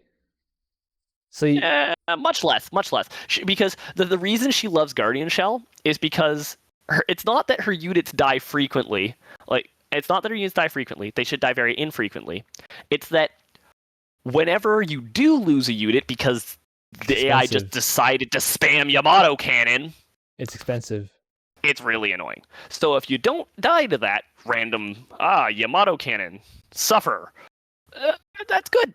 That's good. You get to just take that problem away from Nova. It's very nice. All right, let's move on. Han and Horner and Artie have some synergy together. Mirror Han's mercenaries are fragile, and Guardian Shell means Reapers and Hornets have a chance to survive and recover from failed attacks with their passive health regen. Depending on the composition, this could be a detriment. Units such as Helions will not immediately give their on-death effects to their allies. The two can also overlap in a lot of roles, having armies that can tie up enemies and strong anti-air and single target options. However, Han and Horner do allow for Artanis to go heavy on Reavers. The Reaver obsession. Why the Reaver obsession? Let me finish. I'm still reading. Screening for them and making up for Han and Horner's lack of reliable area damage. Okay, continue. What's the obsession with Reavers? It is true. Han and Horner have an AoE problem. They certainly have a problem dealing splash damage. Don't worry, Storm is here. I guess Reavers, but mostly Storm. You know what? The biggest synergy between them is that doesn't even get mentioned here for some reason. Airstrike providing We've already vision. talked about how Artanis loses a lot of units, right? Oh, the salvage thing. Where salvage is good. It's really good for Artanis. He likes that money. He really likes it because he's gonna be getting a lot of it. Especially if you're using the Zealot Templar style, because everything is like an expendable top bar that you practically treat it like it has timed life. And that means you're getting a partial refund so you can send in the next wave. And that's a super, super, super splash damage heavy comp because it's literally Zealots and High Templar and basically nothing else. So everything does splash damage. And we mentioned it's true, Han and Horner are bad at splash damage. Yeah, they have Strike Fighters. Yeah, they have Mag Mines. But they're better at single target unless you're going Mass Widow Mine or something weird. Right, the Hoarder units, which is what really scales. What really scales is the Reapers and Hoarder units, which are entirely single target. The Reaper bouncy bomb thing is not good AoE. Sorry, I'm dying right here because whenever Artanis loses his army, he says, "I must regroup my forces." With Han and Horner, he now says, "I must refund my forces." Literally, it's true. It's good. It's actually good. And guess what? We talked about how Marines have such incredible synergy with shield overcharge. What is the Reaper but a slightly worse Marine That flies. Hey. that flies? It has less health and Oh. it doesn't have medics and it has less DPS, but it flies. One thing is, neither of them have Yeah. particularly good static defense.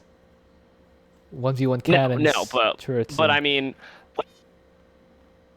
baseline photon cannons are fine, and as they mentioned with Raynor, for some reason they mentioned missile turrets, and missile turrets are good. Missile turrets are very strong, so they're okay. They're okay. It could be worse. Could be Zerg. Could be worse. Yeah. Could always be a Zerg commander. Yeah. As good as the sunken colony, as good as the spine crawler is. The reality is it's a lot less useful in co-op than in 1v1 because like the thing that makes it strong is the fact that it has 2 base armor, and Amon doesn't send like Zergling and Zealot run-bys with like units that get messed up by armor. He sends, an army of siege tanks at you. And also Amon is very on top of weapon upgrades. He even starts the game with +1 weapons if you're playing on Brutal. Spine crawlers get to lose a lot of their effectiveness. The fact that photon cannons can shoot everything, and you can just make photon cannons, and one probe can just spam out a whole bunch of photon cannons. It's easy, it's convenient, it's peace of mind if you're like trying to get something for like a mutator that has stuff trickling past or whatever. I'd say it's photon cannon and missile turret are pretty solid. Admittedly, Han Horner's missile turret is the weakest missile turret in the game, because Han Horner is the only Terran commander that can't get building armor. Oh well. Anyway, the only Terran commander who can't get building armor. Decent synergy for these two. Pretty decent synergy, especially with the refund thing. Yeah, let's move on. They're pretty decent, especially with the refund and shield overcharge. Yeah. Tychus and his mercenaries. Tychus and his mercenaries are hard to kill at limited number, so a Garden Shell and shield overcharge have little benefit to them. Nikara and Rattlesnake's healing abilities greatly benefit Artie's units, who otherwise have no access to heals. What do you think about this? Pretty much. Not only that, Nikara and Rattlesnake give you bonus damage, so if you have a big blob of either Dragoons or Tempests, and you have Nikara or Rattlesnake with them, it's pretty good. The other thing to note is there is another strong synergy, and that is, as we mentioned, wave clear versus base pushing. Yeah, okay, Tychus is solid wave clear. He has grenade and all that. But also, Tychus can nuke bases quite well. So, if Tychus is nuking the bases for Artanis, Artanis is happy. He just warps and stuff. You know what Tychus actually has, especially Lone Wolf Tychus actually has good synergy for Artanis, because you know what Lone Wolf struggles with? The gigantic attack waves that happen, which don't get one shot by grenade. And then as soon as it doesn't get one shot by grenade, it's like, well, that's it. That's all I got. Yeah. Specifically the Reaver Disruptor. The Reaver Disruptor comp. Oh boy. Oh yeah. Tough one for Tychus. But already just... So, their synergy is less like technical synergy of like, oh, this unit goes well with this effect or whatever, and more just in terms of what they're good at, they cover each other's weaknesses okay by doing their own thing, and it just so happens their own thing is what the other guy didn't want to do. They complement each other in that regard. All right, in the actual play style then, rather than in the actual individual units. Cool. Exactly. All right, so probably add that in Subsorin, so you have more than 3 lines, but please Subsorin, please split your paragraphs. You know, I've been complaining about this for the past two wikis. I don't like reading paragraphs exceeding 6 lines. If your paragraph is 7 lines, it needs to be 2 paragraphs. Come on. Let's move on. Arcturus has good synergy with Artanis. His fragile and numerous conscript troops have much better survivability due to Garden Shell and Shield Overcharge, and the same abilities also benefit from his expensive Royal Guard troops. Zerg Column becomes much hardier thanks to Garden Shield and Shield Overcharge, and Artie's often fragile army benefits from having them be damage sponges in front of tough objectives. Numbers and abilities prevent Artie's often small army from being surrounded, as well as buffing their armor, range, and movement speed. Artie's intercessors can heal. Arcturus intercessors can heal Artie's biological units, and his workers can repair Artie's robotic units. What do you think about this? I mean, you have to pay money to repair the mechanical units and the biological units. I mean, are you really hurting for a healer for your zealots? I guess you can be if you're using Guardian Shell-based Artanis, but anyways, that's all besides the point. You've seen how effective the Zerg are with Shield Overcharge plus Guardian Shell. Yeah, pretty effective. Those Zerg just slaughter everything. They don't care. They do not care. They're so good. And again, it's the classic thing of Terran Bio plus Shield Overcharge equals everything dies on the enemy side because we have indestructible bio units. Hey, it applies here too. Oh, it's the same deal. The other thing you were mentioning earlier, base clearing or arch splitters are pretty good. Oh yeah, just Mengsk in general is really good at that. And also, yeah, we were talking about Solar Bombardment versus Nuke Rain. Guess what? How about both? We have both. Yeah. Why not both? Any big objective, any big wave, it's gone. You don't have to worry about big objectives and big waves when you have Artanis plus Mengsk. You just have to worry about taking care of like smaller stuff because everything that's big just gets obliterated from orbit. And that's really convenient because guess what? You know what's really, really, really good at fighting all the stuff that is too small to be worthy of your Solar Bombardment and Nuke Rain? Dragoons! Dragoons! Exactly! Alright. It's great! So it's pretty good synergy. Artanis and Mengsk have pretty solid synergy, yeah. There are definitely better friends for Mengsk, I can say. But it's one of the strongest. Like, honestly, Mengsk likes Artanis one of the best. It's not the strongest, it's one of the strongest. It's very good. Let's move on. Kerrigan, we're at the Zerg now. Excellent teammate for Artie. Shield Overcharge and Garden Shell are invaluable for Kerrigan's many fragile, high damage units, giving Zerglings a massive increase in expected life under fire. Hydralisks, the ability to survive high damage splash spells, common to high difficulties, and Mutalisks have a chance to retreat and regen. Malignant Creep is a large boost to any ground-based army, increasing their DPS and providing a bit of regen to heal after Garden Shell. Guardian's ability to solo waves allows Artie to tech up for a more powerful late-game army, and Assimilation Aura and can aid Artie in building an army heavy on expensive Tempests and or Reaver. Oh my god. Oh my god. Take a shot every time we mention Reavers. As always, provide great mobility for slow ground armies like Artanis wields. Honestly, I was just waiting for that very last sentence. Like, Kerrigan, cross out everything, has Omegorms. As always, provide great mobility for slow ground armies like Artanis wields. That's pretty much my input. So how about you? I was just waiting for the mention of Reavers. The law requires. I feel like the Tychus one, we need to add the mention of Reaver Disruptor comp just so that we mention Reavers somewhere in there. We didn't mention Reavers for Arcturus. Oh no. Oh my gosh, we didn't mention Reavers? Well, robotic units. We mentioned robotics units. And technically, they're not called mechanical units. But you know what is a robotic unit? The Reaver. Alright. So, repair test robotic units like Reavers. There we go. We fit Reavers in there. Anyways. How about this one? Kerrigan looks at our Artanis ally and is like, I'm going to be using my hero to solo like 90% of the missions, so Shield Overcharge and Guardian Shell are limited usefulness until finally your units, show up at the end of the game. And once the units show up at the end of the game, then it's useful, but before that, it's just your hero unit soloing it. But Artanis loves to see a Kerrigan, because you like that. The Malignant Creep, it's healing, it's attack speed. We've already talked about how much Dragoons like having stim on them.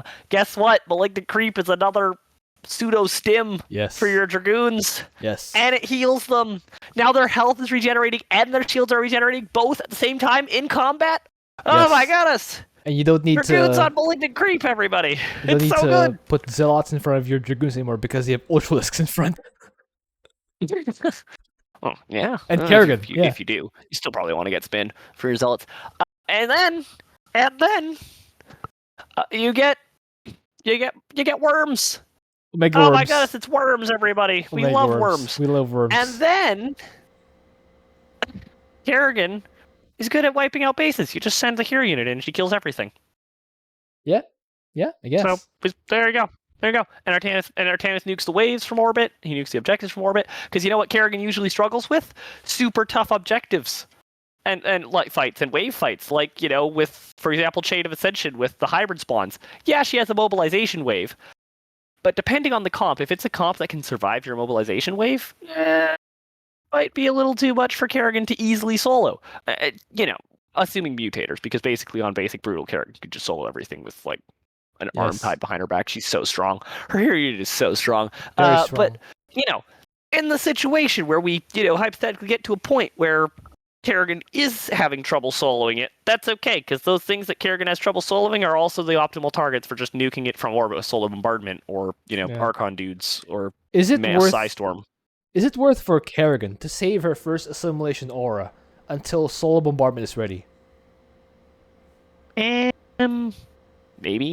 Depends on that. Like run Kerrigan to a spot, drop solar there, and collect the money after. Yeah, you can. And that is also a thing. Artanis is money based. There are a lot of commanders where their limiting thing isn't money. Artanis' limiting thing is money. So he's happy about money. He's pretty happy. He likes money. Yeah. That's why we talked about with Hunter Horner, right? He likes money. Kerrigan gives money. Yes. All right. He likes money. Nice. Okay, so yeah, excellent teammate. Yeah, definitely agree. Let's move on. A little bit of an overstatement, I'd say, but it's a good teammate. All right, let's move on. Zagara is an excellent teammate for Artanis.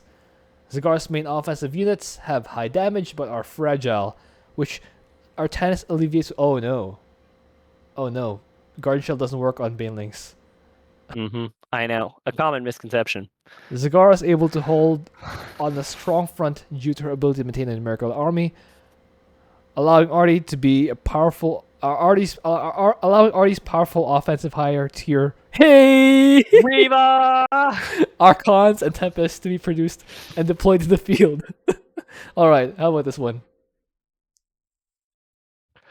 Making Zagara's Zerglings become a real unit is good. Yeah. She's really good at making Zerglings. So giving them Guardian Shell, it's good. It's good. Yeah. She likes that. If you get rid of Guardian Shell by taking Arcship Commandant, you kind of lose the thing that made Zagara plus Artanis that good. You still have Shield Overcharge. And Shield Overcharge on Zerglings is still really good. Yeah.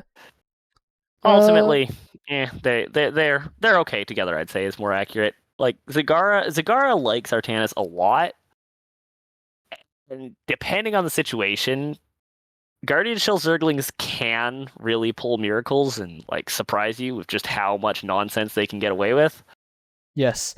Zagara and Artanis, I would note, is one of the pairs we actually beat Railroad Switch with before Prestigious. So I would say anytime you have two commanders who average players can use to beat Railroad Switch with, I would say that's a good synergy.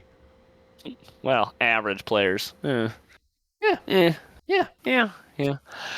All right. There's also like Zagara has really, really good DPS, so that works for that. Yeah. All right, let's move on. Abathur is a questionable teammate for Artanis. His units are already very hard to kill and don't get very much benefit from Guardian Shell or Shield Overcharge. Artie can destroy bases more effectively than Abathur via his soul bombardment. Hey! Reverse Immortals. The only problem comes due to Abathur's large radius being able to cause collision issues with Dragoons, Immortals, and Reavers. This guy, the guy who wrote this, is a mass Ravager fan. Men can help patch Artie's army after Guardian Shell is expended on them. I don't think this is questionable. I think they have pretty good synergy. Mend is good on Artanis. Our Abathur is good at pushing into bases, and Artanis isn't. What are you talking about, sir? You have even with Reavers, Vipers, excellent crowd control. You have. I'd also note Guardian Shell What do you mean? You got for farming your Brutalisk, you get an extra save there. Yeah. The biggest problem actually with Guardian Shell, you know what the biggest problem shows up for Guardian Shell on our The Avatar is? locusts. The locusts. The locusts that already are considered practically a downgrade because it makes farming so much harder for farming your Brutalisk. Are even They more get annoying. Guardian Shell. So now they're even more annoying. They're really Because annoying. now they'll die. So it's like, okay, finally they drop aggro, and then Guardian Shell expires, so they grab aggro again. And Oh, then well. you suffer and you cry and you get mad at your Artanis for existing, and you wish you had a P3 Artanis ally. That said, if you are going mass Swarm Host, Oh the my Lumpkins goodness. get Guardian Shell. Oh my goodness. Yeah. Garden Shell on Storm Hosts. Oh my goodness. That's pretty good. Oh boy. I would it's a thing. I would say pretty decent. Synergy. They're pretty okay. They're pretty okay. Pretty To be okay. honest, part of the reason I have a hard time with this one is because, like, how does Abathur even work? I don't understand this man. Abathur Abathur gets... is an enigma. When you watch a good Abathur, there's Oh, yeah. certainly a component of what is happening. The thing with What are Abathur you is doing and why is it working? there's a large spread of Abathurs on the solo queue and like Lila. There's a huge spread of what they're even doing. Most Abathurs I see put Toxic Nests in a horizontal line on the ramp to make a wall of Toxic Nests. They use like roaches to attack the rocks. They just spread the biomass equally among their units. It's so different from how, competent players play Abathur. It's so different. So I guess Oh yeah, by the way, how I recommend the average guy to play Abathur is still P1, and P1, guess what? You're just throwing mutas and roaches at the problem and not caring because they Vipers. drop all their biomass on death. Don't Good forget news, Vipers. Guardian Shield Overcharge just became super good for Abathur.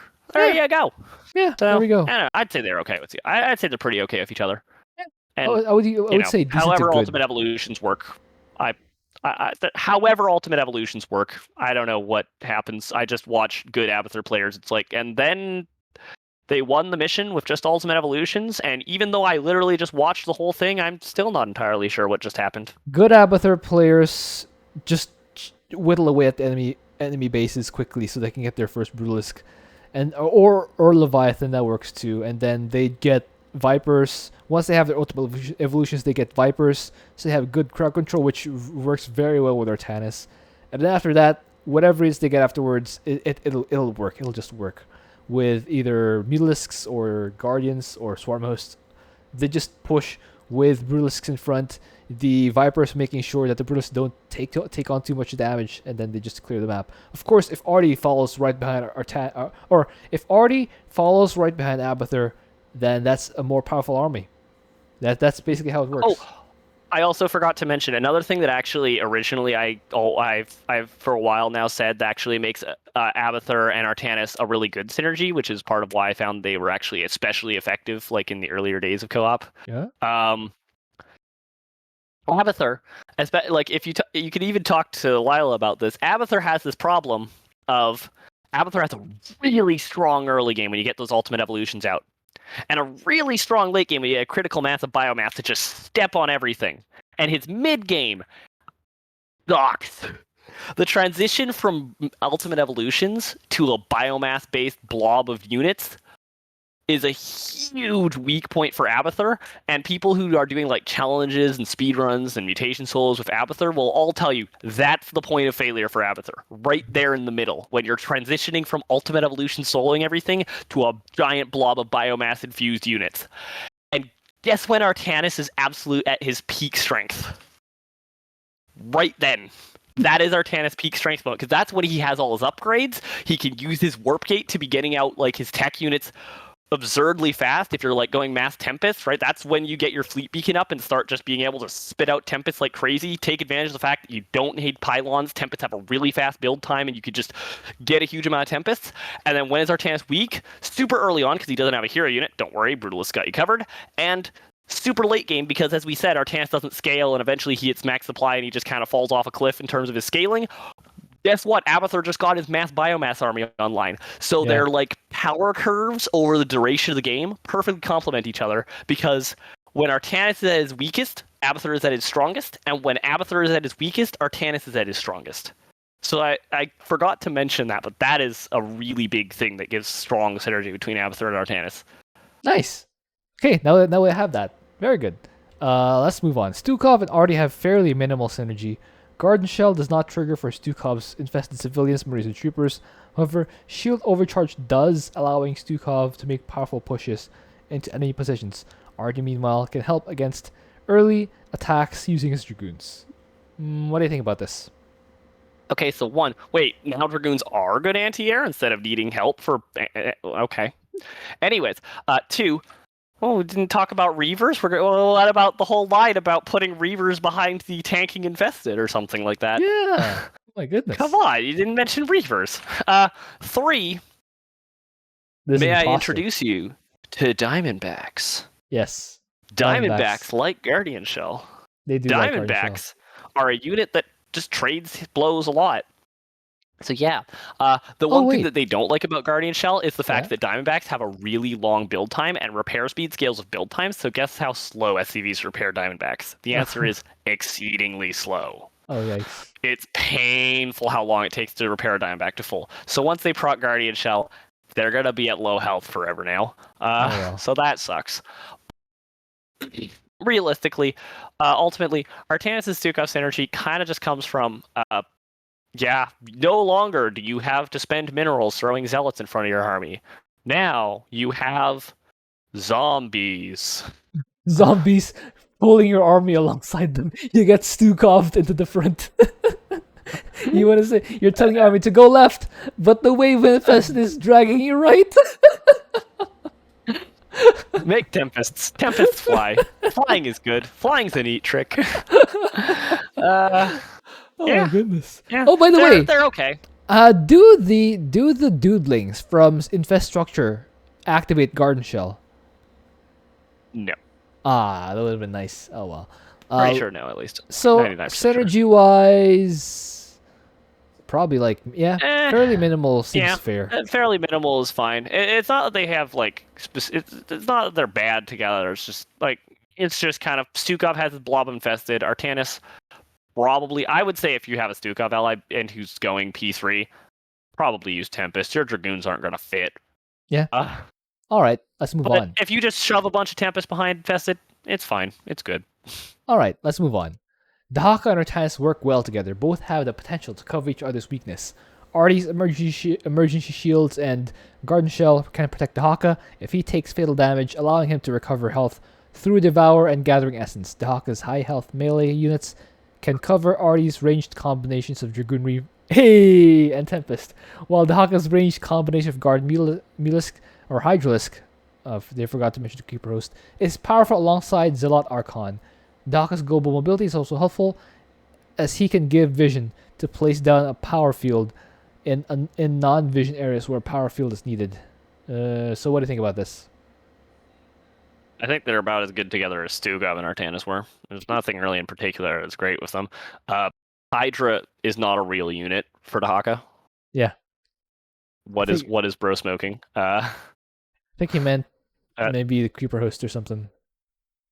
I don't know. Or the Impalers. Anyways, please. Honestly, their synergy together, having a hero unit in the early game is always happy news for Artanis. He's always happy to have a hero unit to help him out in the early game. But Bottom. The biggest synergy between them is P1 Dahaka, honestly. Oh yeah, if you probably. Have P1 Dahaka. P1 Dahaka synergizes with everyone. Boy, yeah. Pretty much everyone. P1 Dahaka. Well, no. It's not going to synergize that well with like a P2 Phoenix, for example, or a building Karax, you know? Or Earth Splitters. None of those care. Artanis uses units, so he's happy about it. And his units take damage, so he likes the healing. So he's pretty okay synergy there. But aside from P1 Dahaka, well, they don't really have any inherent. I guess they do work well together, largely off the back of Dahaka being really incredibly OP. So there we go. Yeah, but if you want someone who's just really incredibly OP, who works well with Artanis, you have better options. Stetman grants significant advantages to Artie. Stetman stat zones can heal units, increase their energy regen, or increase their movement speed. While most of Artie's units don't benefit much from increased energy regen, the healing can greatly increase the longevity of Artie's expensive units, and aside from his Nexus Legate prestige, Artie normally has very poor mobility, so the increased speed is a great benefit. Wait, that's it? No mention of Reavers? Wait. What about the Reavers? What gives? Where are the Reavers? Alright, what do you think about this? Sad stuff. What do you think about this? We have... Stetlings with Guardian Shell Gober. Haha, funny. Yeah, pretty much. I think that's it. Yeah, those are the entire synergy, I think. Guardian Shell and Shield overcharge on Zerglings. Oh yeah. And on Ultras. Oh my and goodness. On Zerglings. And on Ultras. Both of the Zerglings and Ultras. They both really like that. They'll actually never die. If Stet Zone with energy, if you're going for the actually having High Templar in the army, that's certainly a thing you can do if you want. Pretty nice. But honestly, I'd say that there's only one commander who actually really benefits from Purple Zone. That is... And that's Vorazun. Vorazun? Well, if Alarak goes for Ascendance... no, he eats... The thing is, Alarak goes for Ascendance, and it's like, how long do you have to sit in that power field before it's as good as eating one Supplicant? Yeah, probably not. And, like, Stetman doesn't want to sit on Purple Zone for prolonged periods unless he's going Infestors, so it's like, everyone has... Even, like, honestly, I think that aside from Oracles, the best you get for synergy with Purple Zone is okay synergy. Not great, not terrible, is the best you get outside of Oracles. All right. Oracles, Stasis Farm. Oh boy. Maybe we can work something with that. Anyway, so I think, yeah, that's it. Okay, nice. We managed to finish under 2 hours. That's awesome. Hooray. Now I have an hour to prepare for the next video. All right, guys, watch Sticksbender's videos. I will link it down below. I'll see you guys next time. All right.